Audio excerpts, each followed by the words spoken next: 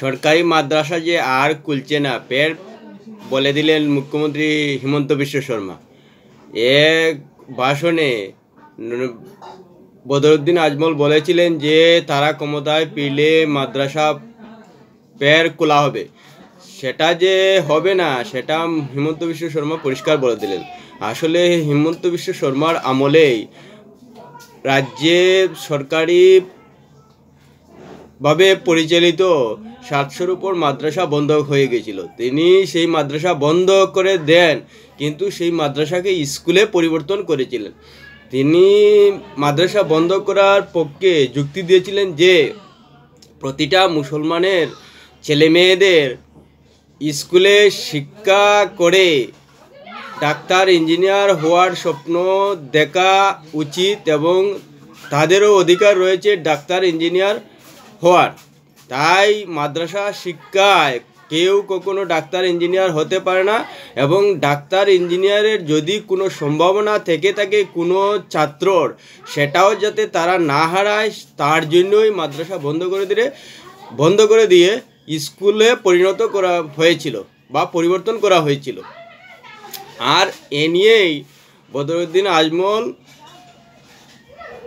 ধর্মীয় রাজনীতি খেলার একটা চেষ্টা করেছিলেন, কিন্তু সেটা যে তিনি চান না, মুখ্যমন্ত্রী যে যেটা চান না এবারও পরিষ্কার বলে দিলেন যে তিনি ধর্মের নামে রাজনীতি করতে চান না। তাই মাদ্রাসা বন্ধ করার ক্ষেত্রে যে মুসলমান বিরক্ত হবে বা বিরূপ হবে এবং বিজেপির প্রতি বিতৃষ্ণা জাগবে সেটা তিনি ভাবেননি, বরং ভেবেছেন যে মুসলমান ছেলেমেয়েগুলোর মধ্যে যদি কারো ডাক্তার ইঞ্জিনিয়ার হওয়ার সম্ভাবনা থাকে সেই সম্ভাবনাটা যেন প্রকাশ পায় এবং তারা ডাক্তার ইঞ্জিনিয়ার হতে পারেন, এবং সেজন্যই মাদ্রাসা বন্ধ করে দিয়েছেন। আর আমরা যদি একটু তলিয়ে বিশ্লেষণ করি দেখা যায় যে মাদ্রাসা বন্ধ করাটা একেবারেই যুক্তিযুক্ত। কেননা ধর্মীয় শিক্ষার দ্বারা কোনো অবস্থায় কারো দ্বারা ডাক্তার ইঞ্জিনিয়ার উকিল ম্যাজিস্ট্রেট হওয়া সম্ভব নয়।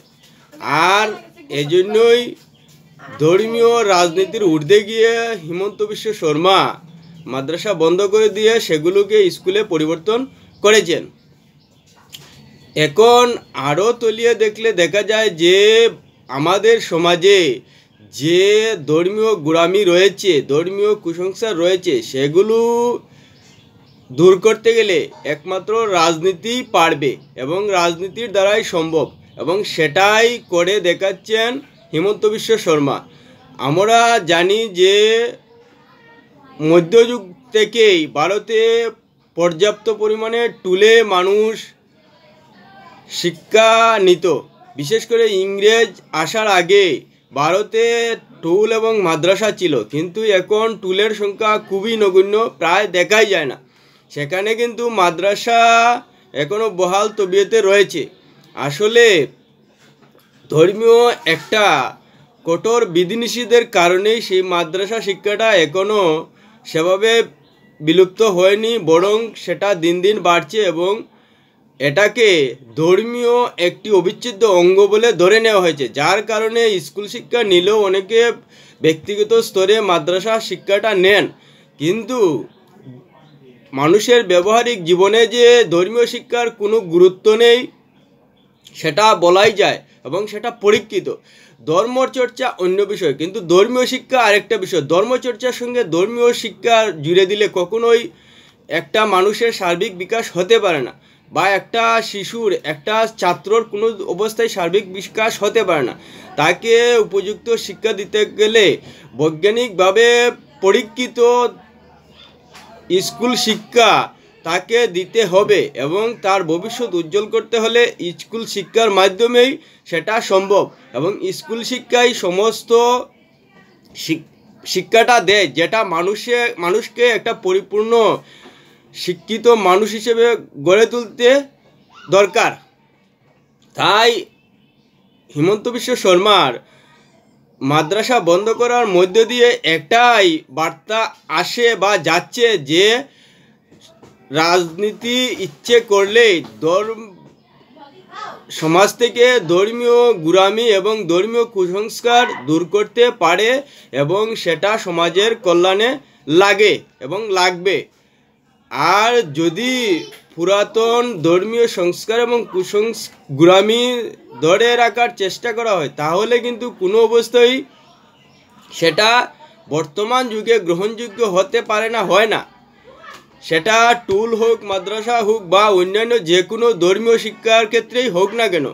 তাই এটা পরিষ্কার বলা যায় যে ধর্মীয় রাজনীতি বা সাম্প্রদায়িক রাজনীতি না করে যদি সমাজের কল্যাণের জন্য আন্তরিকভাবে রাজনীতিটা হয় তাহলে কিন্তু সমাজেরই মঙ্গল হবে এবং সমাজের শিশু ছাত্রই সঠিক শিক্ষা পেয়ে সমাজকে আরও এগিয়ে নিয়ে যাবে। এখানে আমরা তফাৎটা দেখতে পাই যে ভারতীয় উপমহাদেশ সহ এশিয়া মহাদেশে ধর্মীয় গোঁড়ামি এবং ধর্মীয় শিক্ষাটা প্রচুর, কিন্তু ইউরোপ ও আমেরিকায় সেই গোঁড়ামিটা নেই, যার কারণে তারা শিক্ষার মাধ্যমে, এমনকি জাপান চীনও সেই ধর্মীয় গোঁড়ামি থেকে উঠে এসেছে, যার কারণে জাপান, চীন, দক্ষিণ কোরিয়া সহ ইউরোপ আমেরিকা অনেক উন্নত হয়ে গেছে একমাত্র আধুনিক শিক্ষার কারণে। আর আমাদের এখানে বিশেষ করে ভারতীয় উপমহাদেশ সহ এশিয়ার বেশিরভাগ দেশে ধর্মীয় শিক্ষার গোঁড়ামি থাকায় এখনও অনেকটা পিছিয়ে রয়েছে এবং তৃতীয় বিশ্বের দেশ হয়ে রয়েছে। এবং আমরা যদি সত্যিকার অর্থেই আধ্যাত্মিক ভাবনায় ভাবতে থাকি, সেই ভাবনাটা ভাবতে হবে যে কেন এইসব আধুনিক শিক্ষায় শিক্ষিত দেশগুলো আমাদের থেকে অনেক এগিয়ে এবং আমাদের ধর্মীয় উপাস্য গভীরভাবে আমাদের সমাজে থাকা সত্ত্বেও সেভাবে উন্নতি করতে পারছে না। ভিডিওটি ভালো লাগলে অবশ্যই কমেন্ট করবেন এবং পরবর্তী ভিডিওতে সাবস্ক্রাইব দিয়ে রাখবেন।